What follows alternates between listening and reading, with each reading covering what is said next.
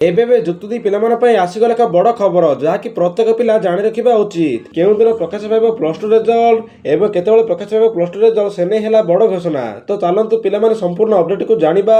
ତା ପୂର୍ବରୁ ଭିଡ଼ିଓଟିକୁ ଲାଇକ୍ କରନ୍ତୁ, ଚ୍ୟାନେଲଟିକୁ ନ କରି ଆସିଥିଲେ ଚ୍ୟାନେଲଟିକୁ ସବସ୍କ୍ରାଇବ କରି ପାଖରେ ଥିବା ବେଲ୍ ଆଇକନକୁ ଅଲରେ ସେଟ୍ କରି ରଖନ୍ତୁ ଏବଂ ନିଜର ସାଙ୍ଗମାନଙ୍କ ପାଖକୁ ଭିଡ଼ିଓଟିକୁ ସେୟାର କରନ୍ତୁ। ତ ପିଲାମାନେ ଆଜି ସଣ୍ଡେ ଅଛି, ତ ଆଜି ଗଣଶିକ୍ଷା ମନ୍ତ୍ରୀଙ୍କ ଅଫିସ ଛୁଟି ଅଛି, ତ ଆଜି ଘୋଷଣା ହେବ ନାହିଁ।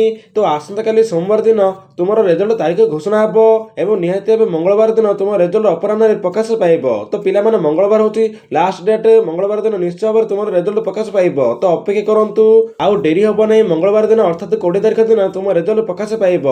ଏବଂ ରେଜଲ୍ଟ କଥା କହିବା ଯଦି, ଏଥର ସବୁଠାରୁ ଅଧିକ ଭଲ ହେବ, କାରଣ ଏଥର MCQ ପ୍ରଶ୍ନ ମଧ୍ୟ ଆସିଥିଲା ଏବଂ କୋଶ୍ଚିନ୍ ମଧ୍ୟ ସହଜ ଆସିଥିଲା। ତ ପିଲାମାନେ ଭଲ କରିଛନ୍ତି ଏବଂ ଯେଉଁ ପିଲାମାନେ ବ୍ଲାଙ୍କ ସ୍ପେସ୍ ଛାଡ଼ି ଆସିନଥିବେ, କିଛି ନା କିଛି ଲେଖିଥିବେ, ସେମାନେ ନିଶ୍ଚୟ ଭାବରେ ପାସ୍ ହୋଇଯିବେ। ତ ପିଲାମାନେ ଏହା ଥିଲା ଆଜିର ବହୁତ ବଡ଼ ଅପଡେଟ୍। ଯଦି ଭିଡ଼ିଓଟି ଭଲ ଲାଗିଛି କିମ୍ବା ହେଲ୍ପଫୁଲ୍ ହୋଇଛି, ତାହେଲେ ଭିଡ଼ିଓଟିକୁ ଲାଇକ୍ କରି ଚ୍ୟାନେଲଟିକୁ ସବସ୍କ୍ରାଇବ କରି ପାଖରେ ଥିବା ବେଲ୍ ଆଇକନକୁ ଅଲରେ ସେଟ୍ କରି ରଖନ୍ତୁ ଏବଂ ଏହି ଭିଡ଼ିଓଟିକୁ ନିହାତି ଭାବେ ସମସ୍ତଙ୍କୁ ସେୟାର କରିଦିଅନ୍ତୁ।